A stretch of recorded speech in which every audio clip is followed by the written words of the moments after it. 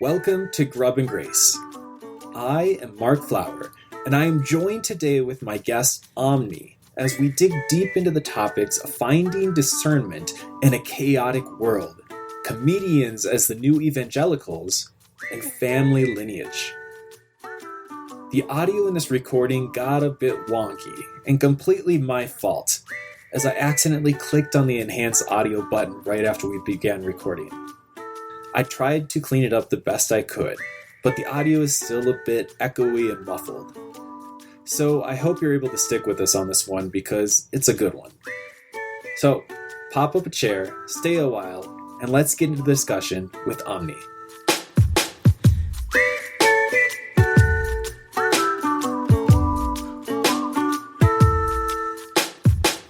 Welcome to Grub and Grace. I'm your host, Mark Flower. I'm here with my guest, Omni. Welcome to the show, Omni. Hey, y'all.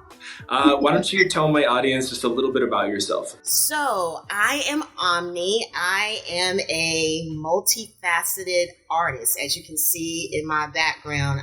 I am so in love with art as much as I am with my journey with God, which is very interesting, which is why hopefully, Mark, you asked me to do this, because my perspective in how I see faith is just very unique. But I am very Southern. So, if you hear a y'all or a drawl or, something just a little bit unique, that's my first language, and I'm not ashamed of it. Cool. I love all of it. And all of it's welcome on the show, too. So, yeah, I'm really happy you're here. So, yeah, we're going to be talking about this conversation can go in any number of directions. So I'm just happy you're here.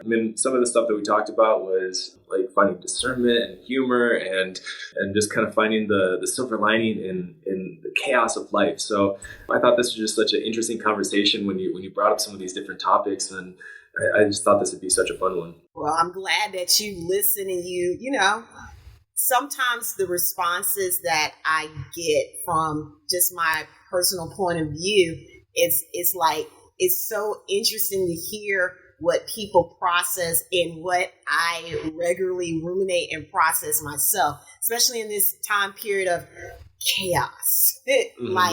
Wow. There's a lot going on. Yeah. For sure. That's putting it lightly. Yeah, I never expected to.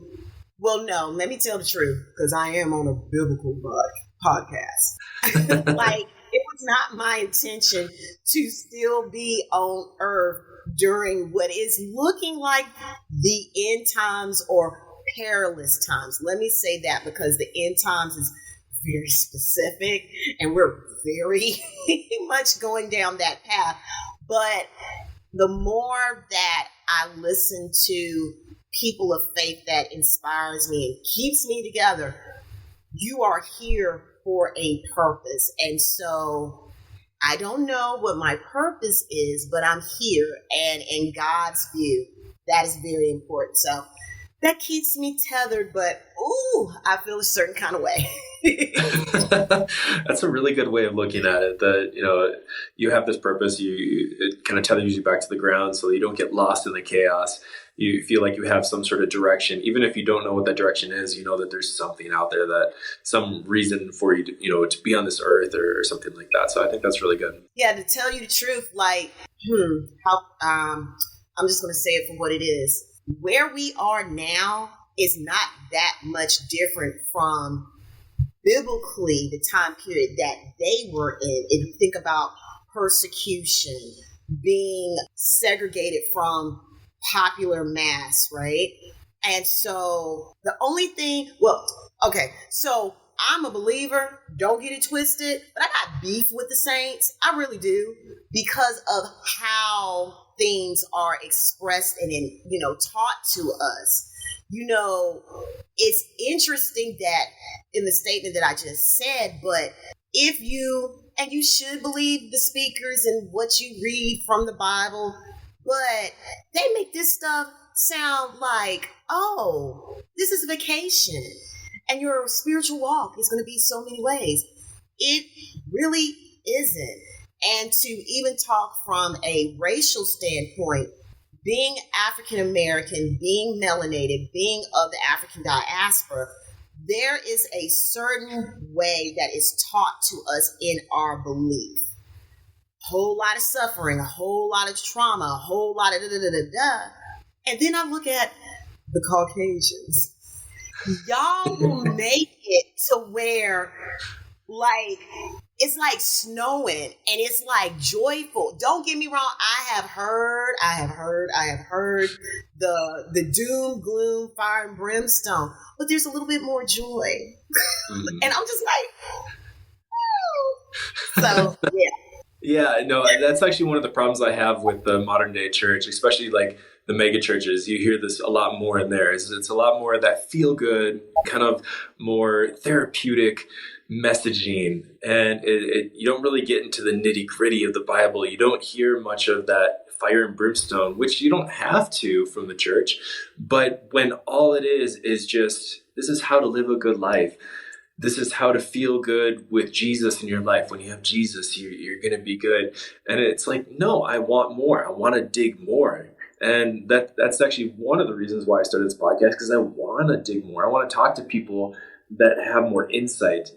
It allows me to do a little bit more digging for myself and research and trying to figure out and try to answer these questions that I have in my head. So, like, how can we find that middle ground with the church? I mean, like you explained with your experiences, you know, all fire and brimstone and suffering and trying to find our way through that. And then you get the complete opposite in the very more Caucasian white church that I'm used to. And it's all just, you know, butterflies and gummy worms. So it's, you know, where's that middle ground? Yeah, it's kind of wild. Technically, I believe I'm a Gen Xer, and nobody don't go with that whole bloomer and like these names. But I think the apocalypse in my lifespan has happened 4 times. Mm-hmm. I remember being in 5th grade, somebody on the bus was talking about Revelations, and I was like, I was curious because that wasn't a part of my Baptist faith at that time. And it seemed like from that one kid, a couple of months later, that's what was talked about in my church. Maybe he was a prophet. I don't know, but it scared the crap out of me. Like, what do you mean? Like, the only thing that is similar to this, that from what I know, is Ghostbusters. Like, but Ghostbusters was a whole lot better than what you're telling me. And then the whole Y2K, which now that I think about it, that's just like, oh gosh, we're yeah. And then with all of the financial end times, like, it's been a lot. And so it's so fascinating, but then at the same time, it says a lot about the people. And if I remember correctly, once again, I am a believer. I love the book, but then I'm living life. And so I absorb things as they come into my life. And when I try to have that time for research, I do it. But the reason why I'm saying this is, in what I process about God, He has always said, like, hey, guess what? This is not an easy walk. Hey, guess what? Trials and tribulations. But hey, guess what? Not after you die, but while you're on this earth, you can have a great life as much as the life to come. Once again, it's some of these people who are supposed to be our leaders that is messing up what is in the brochure from God. And that is really, really perplexing to me, and probably one of the reasons why so many people are walking from the faith, walking away from the faith, deconstructing their faith. Like, if you are constantly given 1 to 2, maybe 3 perspectives about belief in God, Jesus, and the Holy Ghost, that's my personal way that I break it down. That's a thing. There are so many multiple ways to believe, but I'm Omni for a reason. I like the multiplicities of how I can be as a human vessel that God pours into. I think it's very challenging to see how faith is interpreted. And it's not necessarily for God, it's necessary for the men, women who profess and lead this faith, which is one of the reasons why I said that interesting observation about comedians. So I'll talk about that later. Yeah. Should we maybe jump into this first little question that I put together? And like I said, these leading questions are just to jump off. I arbitrarily just tried to figure out some semblance of a question. So I'll just jump into this. So with so much noise in the world, it can be difficult to uncover any truth, and through that truth, discover the discernment to navigate our daily lives. Dr. Joyce Myers posted a short daily devotion back in December of last year about a discerning heart. She writes that discernment starts in the heart and moves up and enlightens the mind. As long as the mind was busy reasoning apart from the Holy Spirit and contrary to the truth in the Word of God, Jesus could not get through to me. He wants us to use our mind to reason, but he wants us to reason in a way that lines up with his Word and allows him to be in control. So the question is, how do you allow God to reveal discernment in your life, and how does that guide your life amidst the chaos in the world? Well, I'm a person in my faith that now is being more accepted, but I've always had God and I've always had a therapist, just keeping it a buck. Because of some very unique circumstances in my life, and I love Joyce. Joyce is that girl and, woman, spiritual leader that I trust. I've been a part of Joyce Myers' anything for so many years, and it's been so helpful. So, in what she stated in her quote, if you think about people today, we do a whole lot of mind work. It's the reason. And it's just not the ain'ts. It's the saints. We are always trying to reason. And her perspective in being led by the heart, I'm going to roll with that, because this up here, this mind, is in so many different places. And how God shows up to me is, one, I'm glad he doesn't do it in an audible way, because that would freak me out. But I was like, hello, Omni. What? No.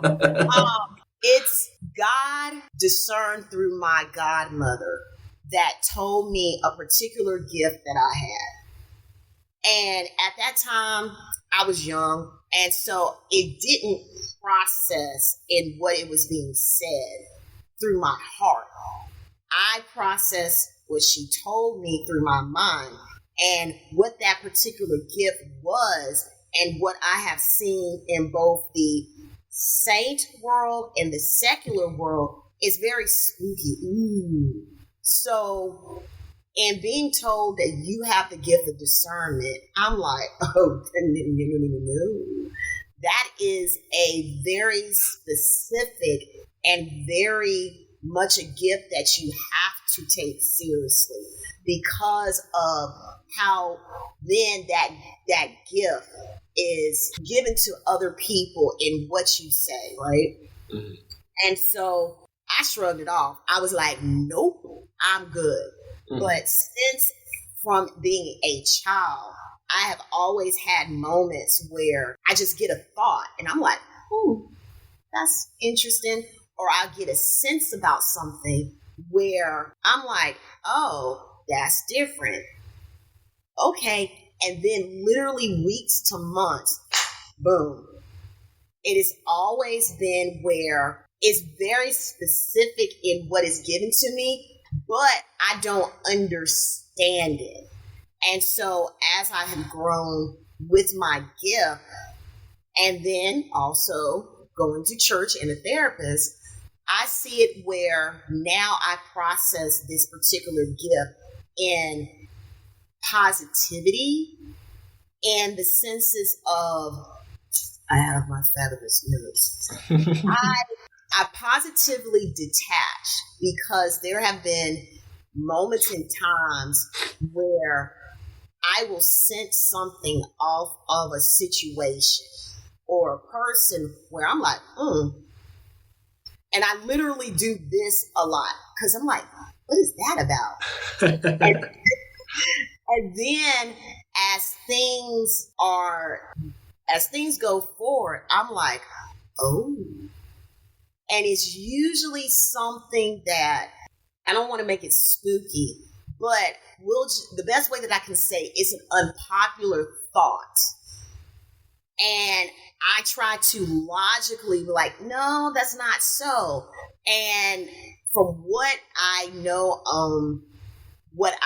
about God and discernment in my journey, it's so far-fetched. And I'm like, well, this said situation or this said person or this said thing, and I usually tell one person.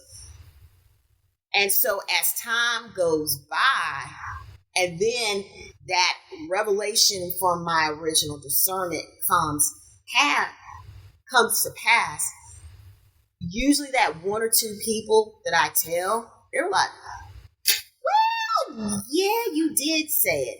And in the last couple of years, I've been kind of getting haughty with it. I've been telling people, I ain't missed yet. I don't want to do that because God is like, oh, really? That's interesting. Not to say that he'll take a gift away from me, but I don't want to be disciplined by God in already an interesting path that I've been on in my spiritual walk. So, the people that says, God told me, or that has not been my thing. I love explaining things from a godly perspective, but then also a human perspective with artists. Artists have that high sensitivity.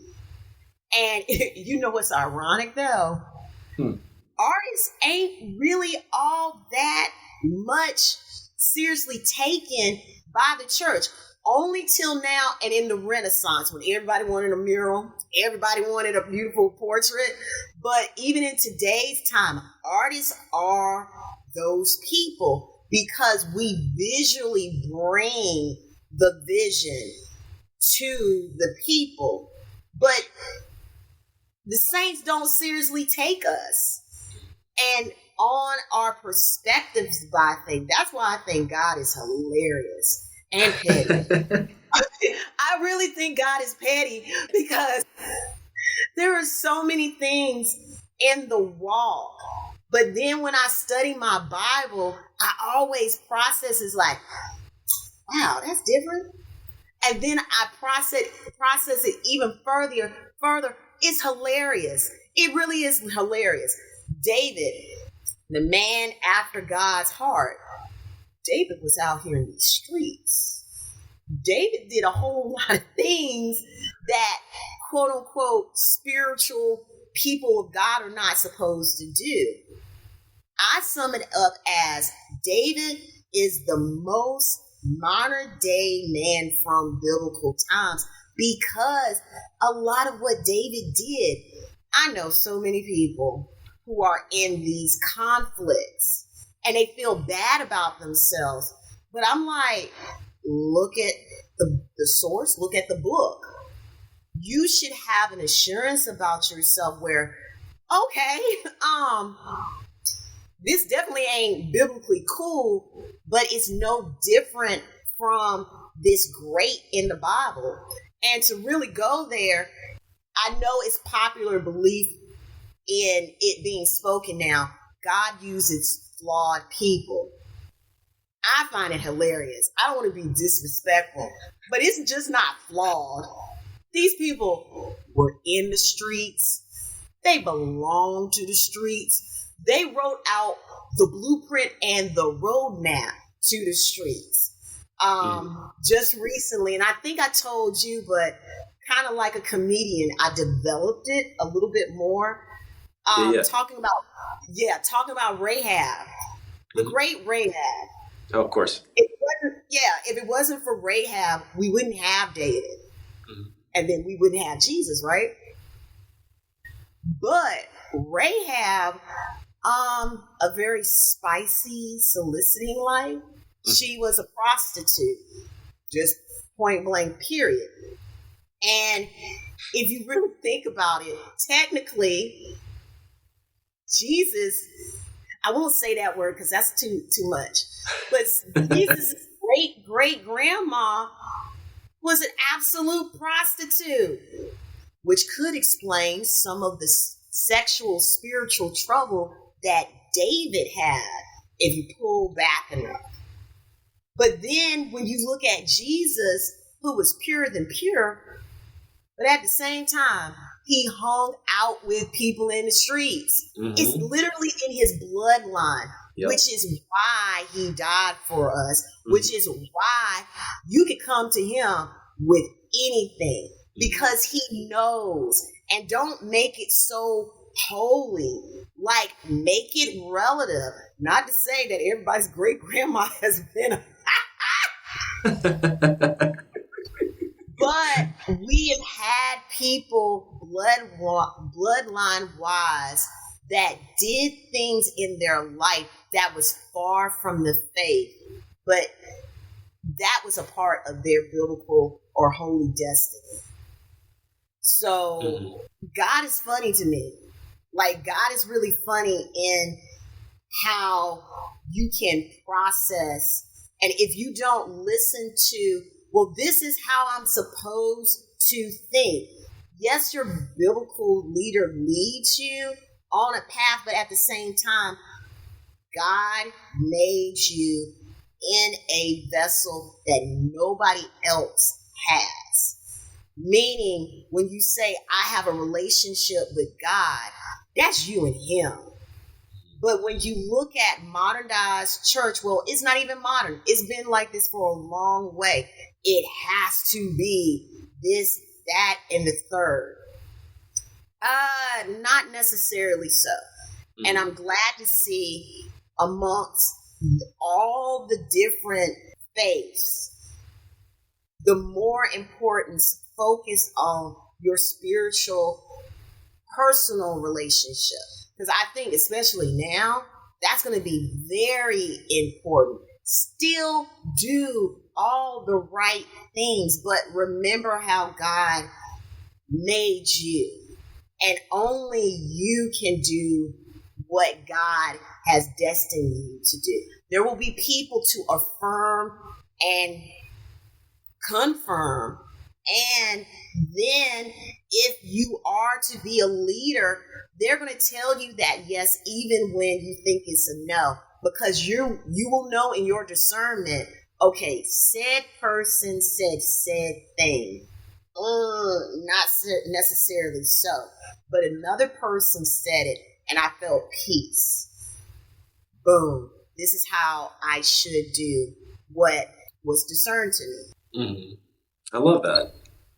I love all that. So, like some of the points you made up, you're talking about how Jesus, like, you can bring anything to him because, his great grandmother is Rahab, and he's come from the streets in a way, and he's hung out with people that are considered unsavory in society, and it makes you think of the word empathy, and lately it's been demonized with calling it the sin of empathy and toxic empathy, and when what you're explaining is Jesus showing empathy to all people. I mean, he's putting himself in the shoes of other people. He's trying to understand their situation and where they are. And that's all empathy is understanding. And you get people like Ali Beth Stuckey who are writing books and are making these points of, trying to say that empathy leads to being consumed with other people's struggles, and that brings us down and brings us away from God. And it's like, no, that is who Jesus is. And, even just some of the points of like, let God speak to us. It's like, bring the simplicity of it. Like, don't think about it too much. It reminds me of a conversation I had previously with Joshua Knoll. And he talks about this. He talks about the simplicity and just don't think about it too much. Like, sometimes you just need to dumb it down and just go with the most simplest answer, which is just let God talk to you through your life. And even I mentioned to you before about how my pastor, my reverend, he always seems to have messages that correlate to my upcoming talks. And he actually talked about simplicity versus duplicity. And he wrote, he was talking about that simplicity originates from a Greek concept of having a healthy or focused eye, suggesting that how we see things outside of us affects how we are in the inside. So simplicity means seeing clear-eyed, viewing others and situations honestly, without an agenda or calculation or guile.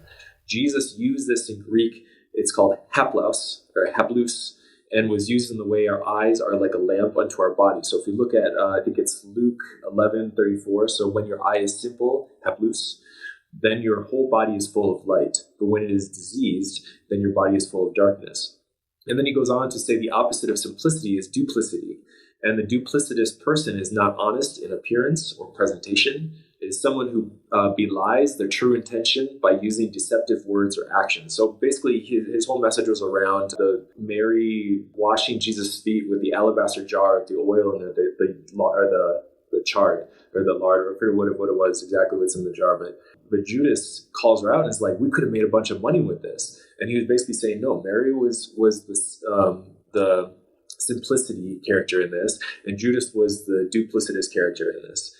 And where you get this contrast thing where Mary is really, she's being honest, she's being she's showing the care towards Jesus. She understands who he is, and is being genuine with her actions and actions. And then you get Judas, where he's with his deceptive words, he's trying to, where his intentions might not necessarily have been bad per se, and you can make an argument for that, but it's someone that's looking at this in a completely different way for personal gain. And so it's this, I just thought that was really interesting, and especially when you were talking, it kind of made me think of that. So yeah, it's interesting that you're talking about Mary and the alabaster box.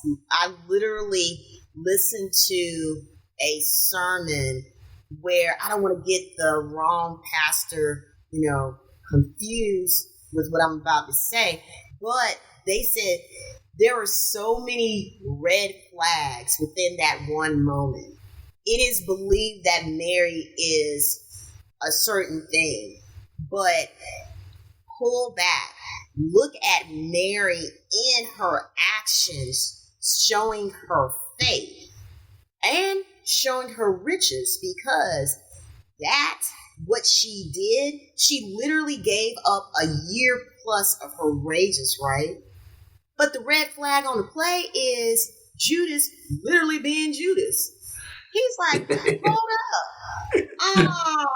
She got that, and me and my so-called respectable self, I need them coins. And through his manipulation and using a godly title, he was going to scam. And we've seen that so many times in the church. Once again, Mary has been historically labeled a certain thing. And yeah, Judas, he got his title. But early, Judas showed his true self. And it's wild. It's just absolutely wild. And that's why I truly appreciate, podcasts or conversations like this. It literally fleshes out for our flesh to have great belief in our God. And in the design world, it's a statement that is constantly said: KISS, keep it simple. Saints, stupid. And it's the simplification that in the chaotic times like we are in right now, simplicity is going to be what you hold on to. And being an artist and then being a perfectionist, I'm still in it. For several years, I have had extreme performance anxiety. And it's one of those things where I truly believe that God gave me also the gift of creation through visuals, imagery, art, right? Mm. And to know because of a traumatic event, I literally remember the moment where something happened to where it affected my art. And because of that particular situation, it transpired into 8 years where I didn't produce anything. And if I did, literally the anxiety. And I'm still fighting through it. And, it's very complex. But at the same time, in me fighting to please God, let me have my gift back, I'm keeping it very simple in getting back to that gift. Just like someone, and maybe you can explain it to me, because it's kind of similar to why people have a hard time with the Trinity, but I'm not asking you that question. Like, when you deconstruct and you're breaking down things, I've heard two perspectives. You do a deep analysis, or you actually leave the faith because of what you know. And I'm like, are y'all crazy? Like, it's one thing if later on in life you have conflicts with your faith. But when you have been, as a little teeny tiny tot for Christ, you were born into this. I can understand, because I walked away from faith. But to literally turn to the point where you're an atheist agnostic, I get it, because hurt, we're not talking about church hurt. The hurt of life can be unbearable. But when you say, I am so hurt, I've given up on God, that's like, me shaking my fist at God at times, whoo, y'all make me feel good. Oh, I love that. Why don't we keep moving on? So in trying to come up with some leading questions for this whole conversation, I came across some Søren Kierkegaard. So I personally, during my last few months, I've really come to really like following some of Søren Kierkegaard's like quotes and things that he's written. So one of the things that I found, and especially I found this particularly interesting for this conversation, because we were talking about comedy and comedians and finding the humor and everything like that. So he says, in a theater, it happened that a fire started off stage. The clown came out to tell the audience. They thought it was a joke and applauded. He told them again, and they became still more hilarious. This is the way, I suppose, that the world will be destroyed, amid the universal hilarity of wits and wags, to think it is all a joke. So when we attempt to locate discernment through humor, much like the comedies of Shakespeare, the tragedies and everything in our daily experiences, how do we sift through the noise to find the semblances of truth so that we can practice sound personal discernment or exhibiting keen insight and good judgment? Well, once again, nobody takes the artist seriously in that analogy. But, it's the identity of who you are in the human vessel that God imparts into. Something, discernment, I will personally say, others call it intuition. You're always going to feel something when it's not true. Mm-hmm. And what is just baffling to me is seeing so many people in the faith trying to walk and tread lightly, because I want you to have this podcast forever. There are so many people in faith doing cult-like, I can't cuss, doing cult-like mess. Yeah, say it. Yeah. I'm like, and to make it known, I have been anointed with the gift of Paul and Peter. I cuss, y'all. It's another thing that I'm not even going to use the excuse of I'm processing life. No, in this era, I cuss because life is frustrating. But going back to my point, we were taught about idolship. We were taught about false prophets, the Antichrist. Why are y'all carrying the bloodstained banner of an idol and y'all will double down on it? First off, you're supposed to never worship a man, and your discernment should extremely go off as an alarm when people tell you, not you telling yourself, well, this man is ordained by God. Excuse me. Now, I'll use what I said about David and him being in this street. A certain person that I am not going to disgrace myself nor your podcast. I'm not going to say their name, but yeah, they were in those streets and had the hotels to prove it. But that person still carries out evil. And that whole thing about forgiving someone's sins, you should know within your heart that if you're saying this person is chosen, don't say this person is chosen by God. They're actually chosen by the devil, because actions is everything. It's the fruit. If I wanted to get biblical, it's that fruit that we're supposed to show. Ain't no fruit. Well, that's a good one. Ain't no fruit that person is doing except showing how orange they are. It's wild. It's wild. And the belief that the clown is telling you everything is on fire and you're laughing, I want to question your faith. I'm like, what happened to have you detach, literally dissociate to the point you're so separated from the reality of what the situation is? It's wild.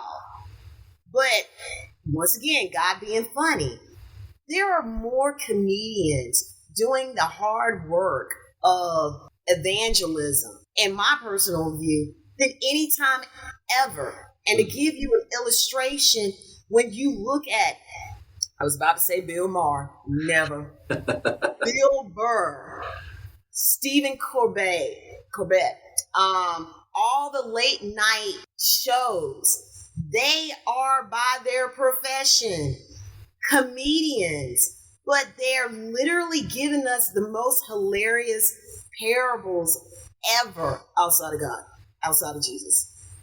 That the people are being pulled to these sermonettes and they're believing that truth and not the saints in the idolship. That says a lot. It really does. Yeah, and I think that's one thing. There's two ways that I personally believe are good ways to get through to somebody and talk to somebody. One of them is by asking questions, because you never want somebody to... Basically, when someone's talking to you, you don't want them to be telling you, like, this is how you need to do things. That's not going to change anything. You're just going to feel defensive and want to, lash back at them.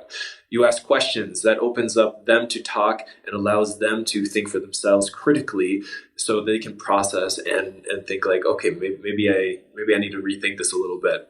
The second way is through humor. And I think just like you're saying, like these comedians, they're able to find kind of the joy within this chaos and this like hardship and sadness or whatever the case may be, and able to make you laugh a little bit. And it kind of lightens the mood a little bit, but you can get a points across through comedy. And I think that's just so important to have that. Yeah, if you look at the numbers of literally when these episodes from the late night shows are put on YouTube, right? It's never small numbers. You're literally talking about 1.4 million within 24 hours sometimes.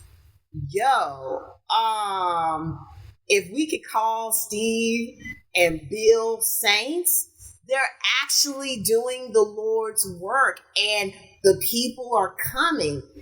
And we do need that laugh as much as through their jokes.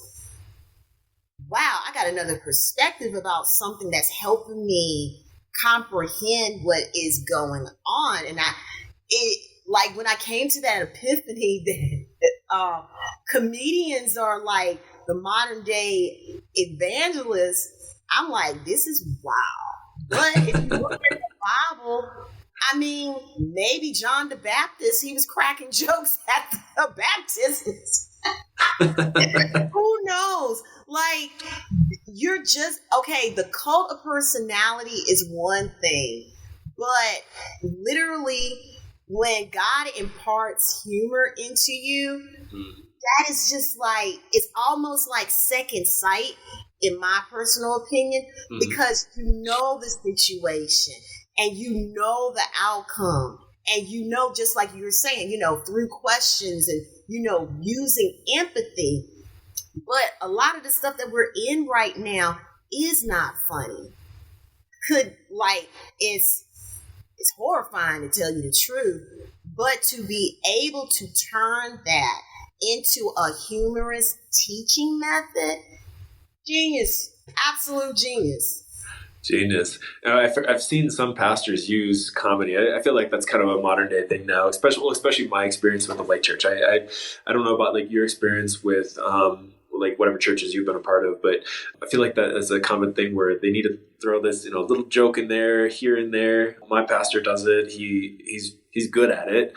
But yeah, it helps convey messages so well. And, you know, much like how you've seen like Stephen Colbert or Bill Burr, I have been seeing it a lot more within the church. They've been integrating that method of storytelling and communication through comedy and through humor. So I think it's kind of cool that we're seeing a lot more of that integration too. And you're right. I mean, they're the new evangelicals. Yeah, it's wild. Like the first is an interesting take on this. The first person that used the tool of humor with faith was a bishop that I belonged to their church. And I say church, but it was very cult-like. Mm-hmm. And it was the irony of he was good friends with the persons whose name that I dare not speak.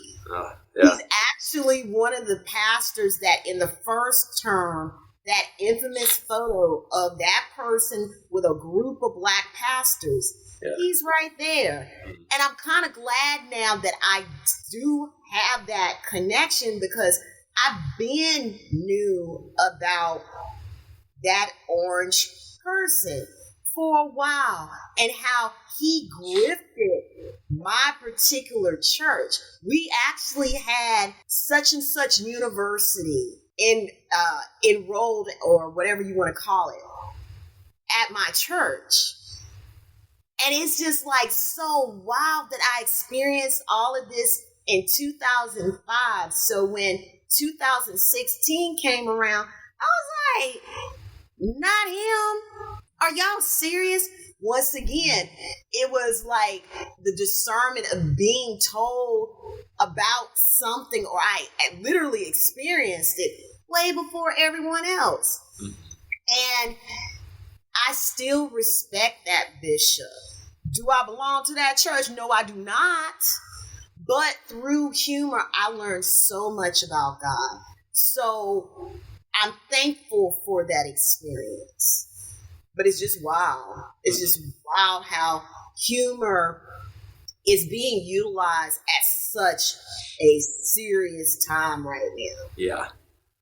Yeah, definitely. You need humor at a time like this.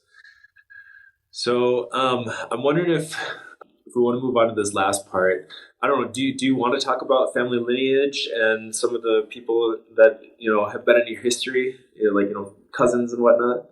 Yeah, I call them the cousins. So my lineage is very biblical, very advocate, and very musical. So on my father's side, I come from a long lineage of preachers and bishops.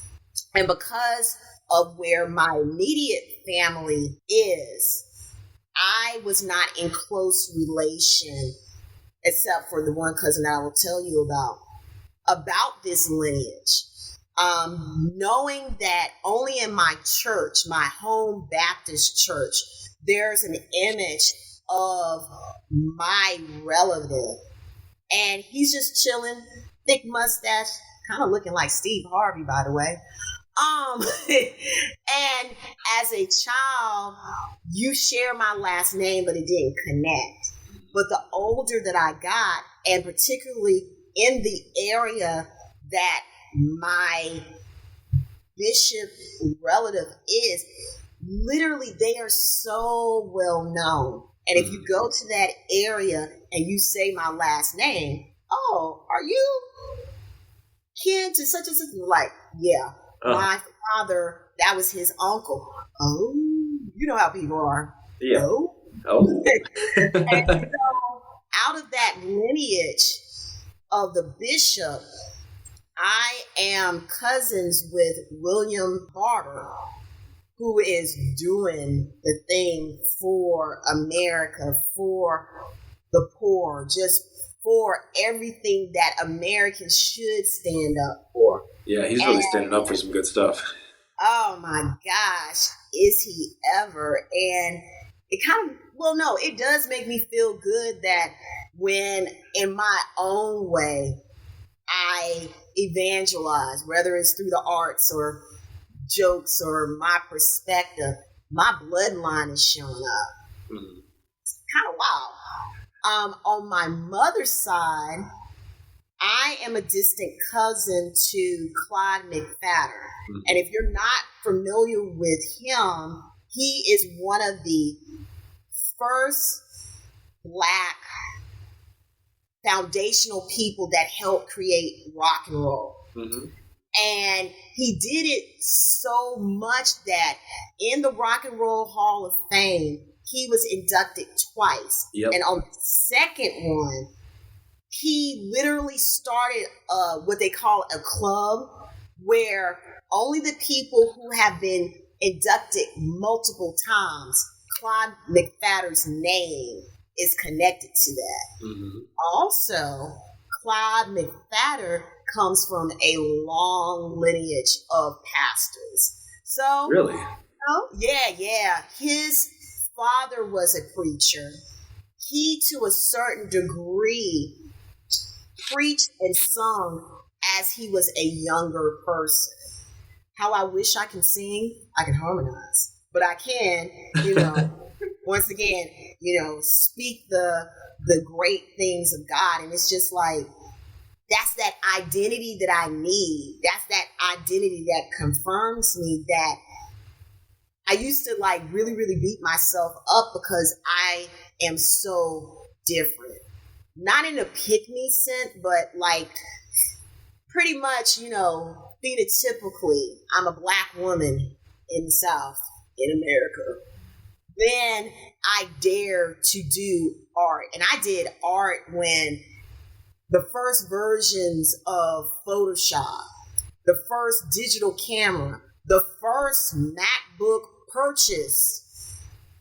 And then I brought that home and people were like, why do you have a MacBook? Why do you have an Apple computer? Your father works for IBM. My father was a computer engineer. He used to ask, don't you want a PC? I'm like, no, why?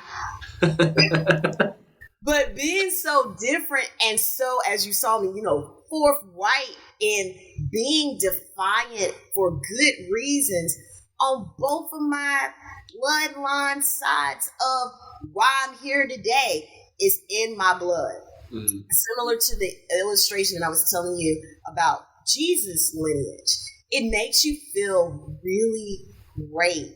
Mm-hmm. And literally, hey, that thing that I thought was far off, no, that's my purpose. I like that. I like that a lot. Oh, thanks for sharing about your family and everything. I know you had sent me the links, and I checked out the Wikipedia pages. And one thing you did mention about Clyde McFadden, I think it was the second time that he was inducted into the Rock and Roll Hall of Fame, was part of the group The Drifters. So for those of you listening, you might actually know his name through The Drifters a little bit better.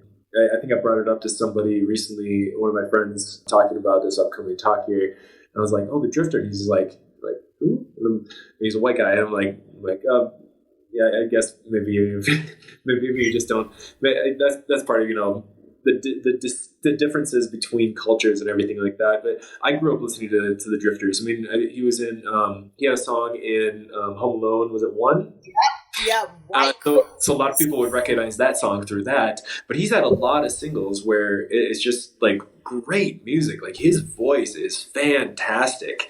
Like if you don't know the Drifters or Clyde McPhatter at all, go look up the Drifters on Spotify or wherever you can and listen to it. He's got such a fantastic voice. It's kind of like a little bit higher pitched voice than like a middle tone, but it's just fantastic. Yeah, and even that, the scope of music.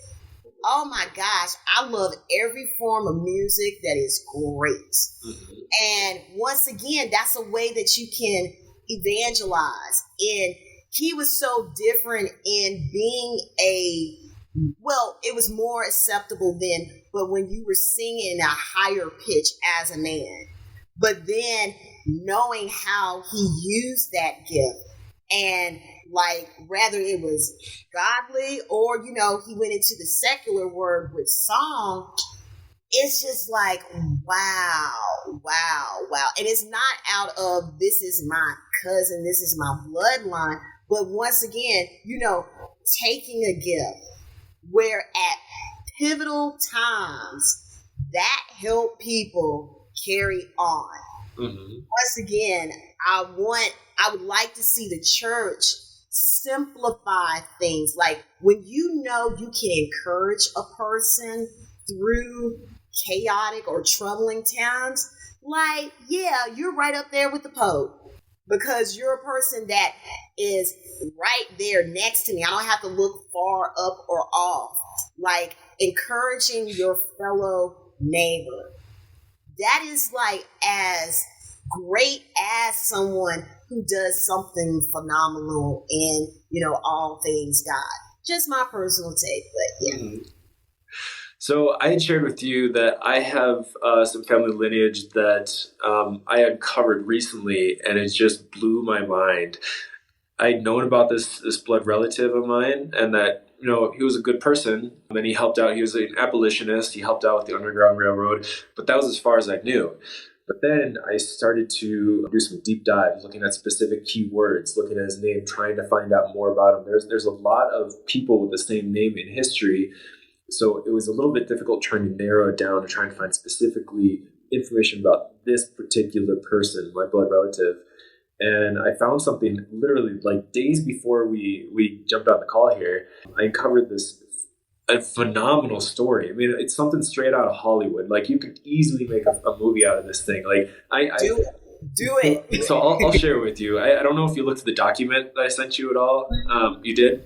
So yeah. I wrote down a brief summary, but even still, like there's so much in here.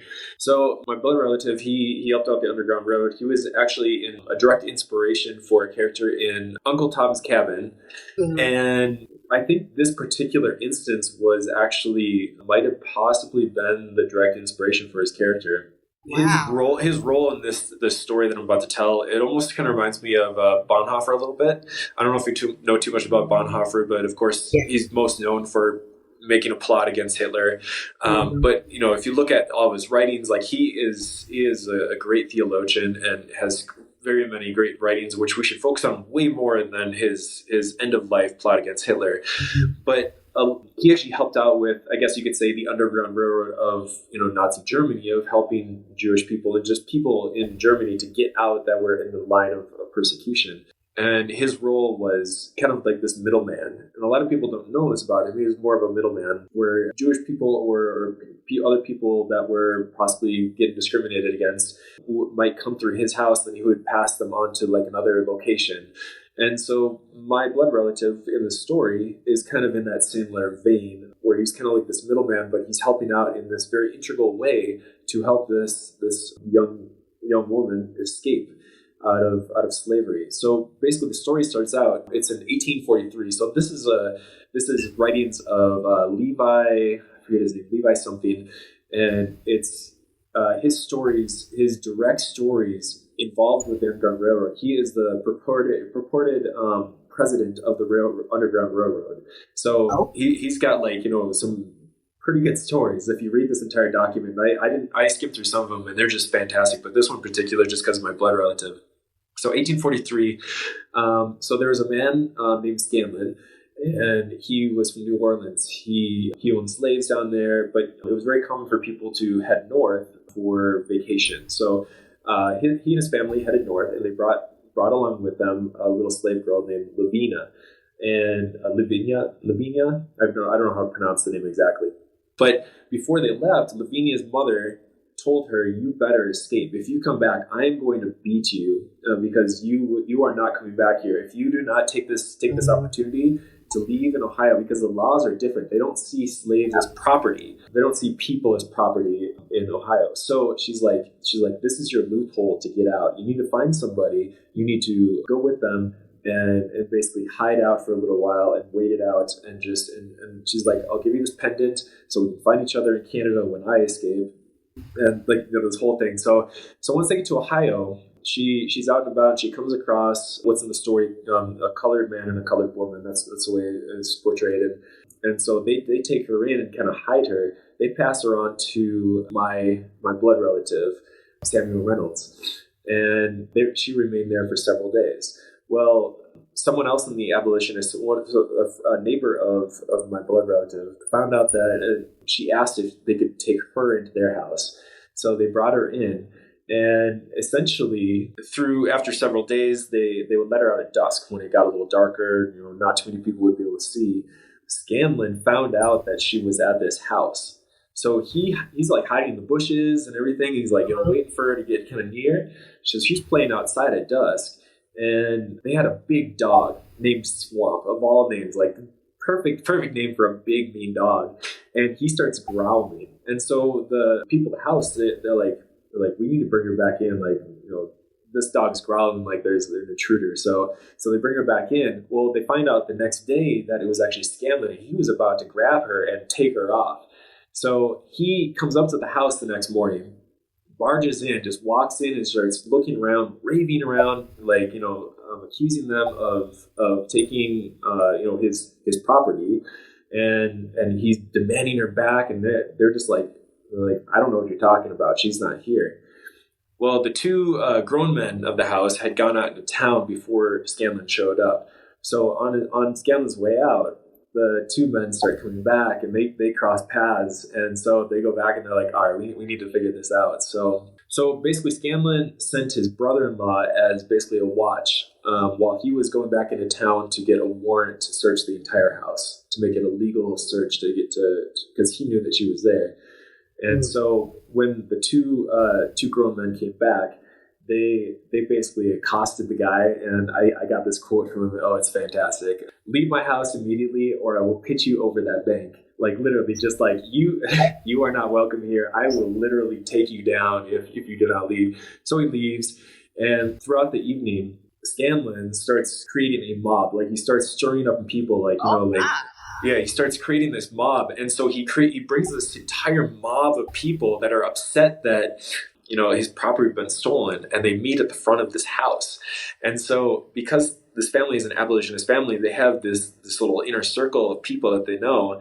They basically gather guns and like ammunition, and Mr. Harwood, the man of the house, he basically sits on the front porch with his dog, and if anybody approaches the house, he's like, "Swamp, watch him." And the dog just starts growling, showing his teeth. And it's just like the standoff through the night. And people's got they've got like torches and everything. And they're just, yelling out things. And it's just getting like really heated. So as the night progressed, it starts getting really crazy. They ended up having about 30 or 40 abolitionists at the house. They had pretty much a small army at the house, and the mob, the crowd knew that, so that nobody really tried to enter.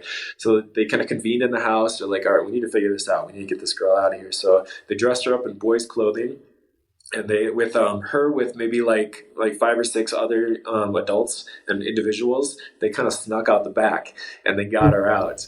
And as the night went on, like the crowd kind of dispersed, and then Scanlon, he was actually like a day or two later, the police pretty much told him, like, we're going to arrest you for trespassing. And he just got out of town right like that. So it's one of those stories like, okay, she finally got out, like a good ending. Like I was so happy with this because I was reading this. I was like, please let her get out. And I'm just like thinking like, this is such a Hollywood movie. Hey, look, screenwriting is real and you already have great like subject matter. So just saying, do it, use the arts.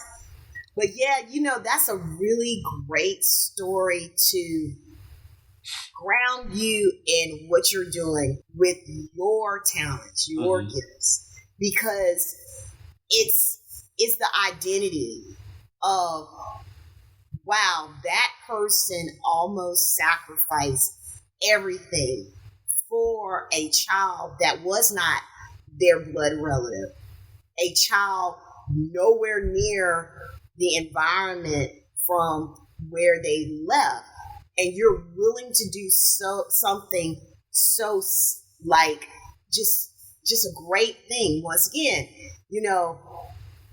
that's God, that's Jesus. Yeah. I will sacrifice everything for you, and it's so simple to do because I have so much empathy for seeing a person in a situation that I know my assistance can change the dynamics of their world. Oh yeah. Yeah. I'm glad you brought up the term empathy, because that's actually what I was thinking when I was reading this story was empathy. And like I brought up before, like, there's a lot of demonization of the word empathy.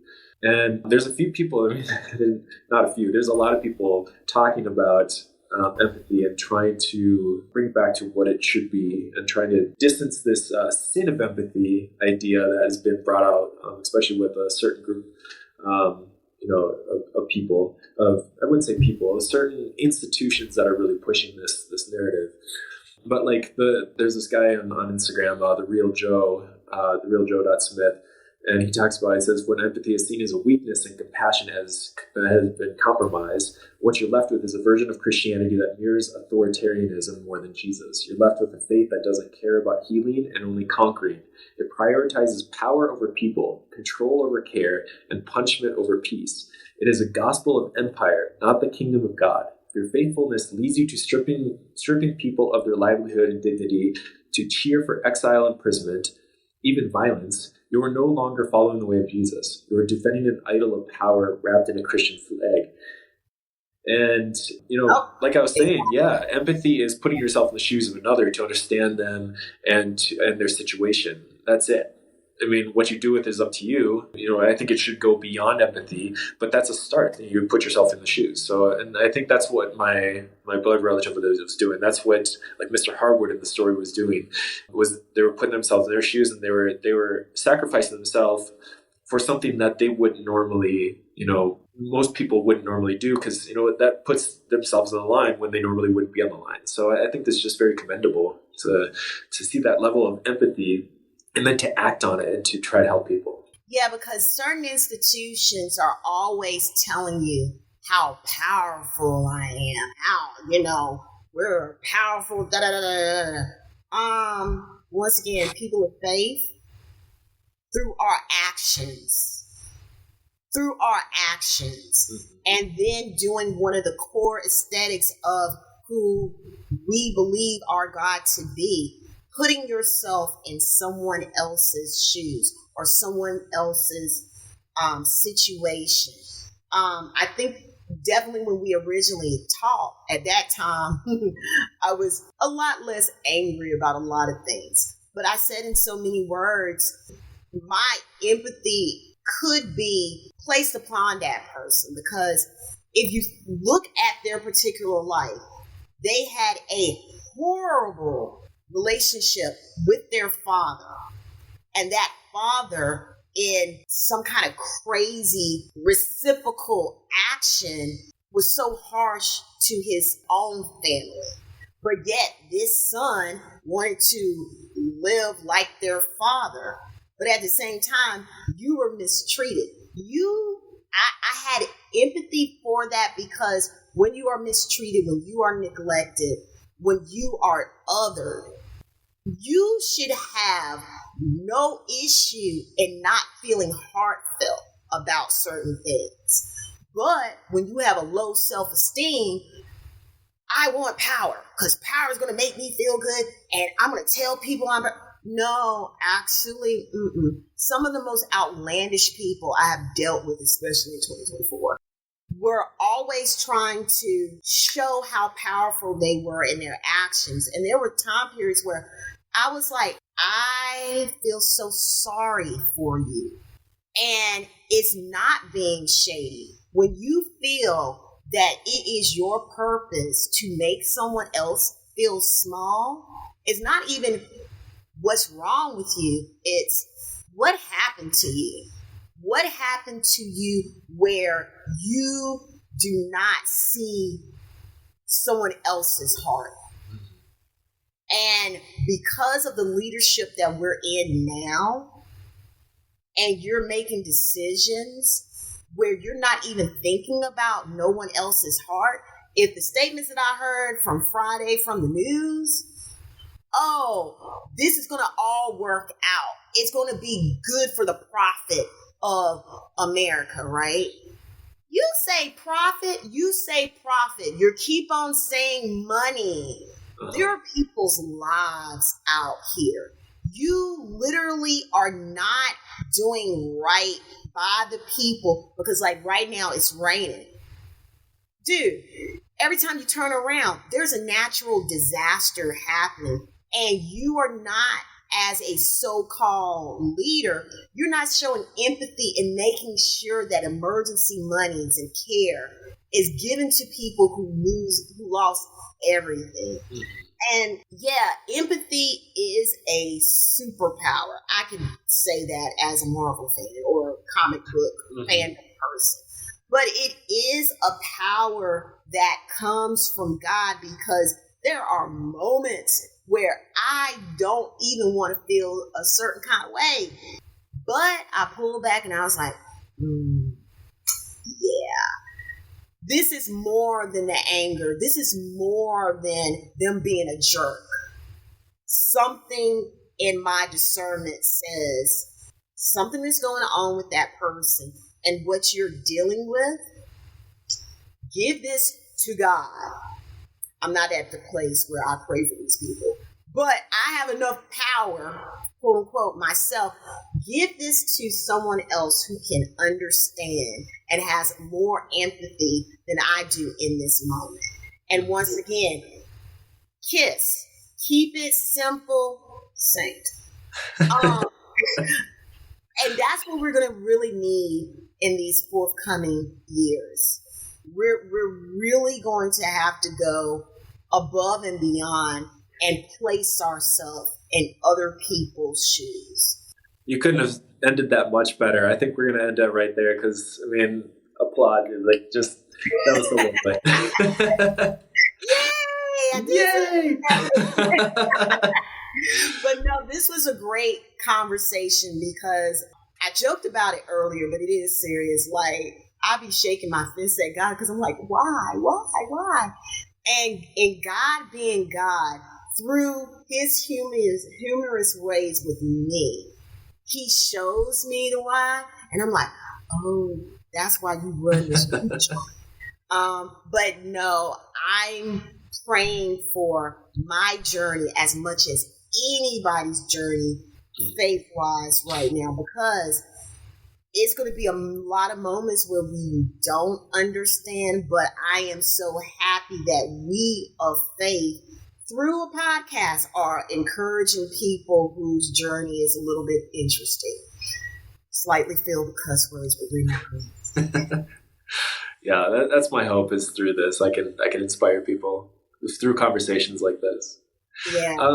So, Omni, are there any places that people can find you, or like, do you have a website? Do you have any socials that you want to give out, or are you just kind of still figuring that out a little bit? Definitely still figuring it out. I can be found on IG, not Facebook, because that's the devil's book. I just don't do it. No, you can find me on IG, Omni76. And at this particular time, I'm like hopscotching in and out of social media because the world is a lot. And then social media don't help in all the things that I see. But I have a huge bevy of what I express in my processing of the world through what I post there.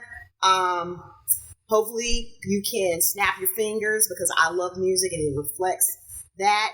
But also, having a whole lot of funnies because that is what I want for life. Just to keep laughing because it's the greatest thing that you can do. Yeah. I love that. Well, Omni, it was really a pleasure having you on here. I would love to keep this line of communication open in case you're open to coming on again. I know you had talked about your own projects too, so if you're open to have me on there too, I would be open for that too whenever you jump into that. But as always, it's just wonderful conversation. This just made my day. So thank you again for coming on. Well, definitely my forthcoming project, you will have your name on the list of people that I want to converse because I love when people take another perspective about faith that brings a lot of people to the faith. So you're cool. On the list. Cool. I appreciate it. Well, thank you, Omni. All right.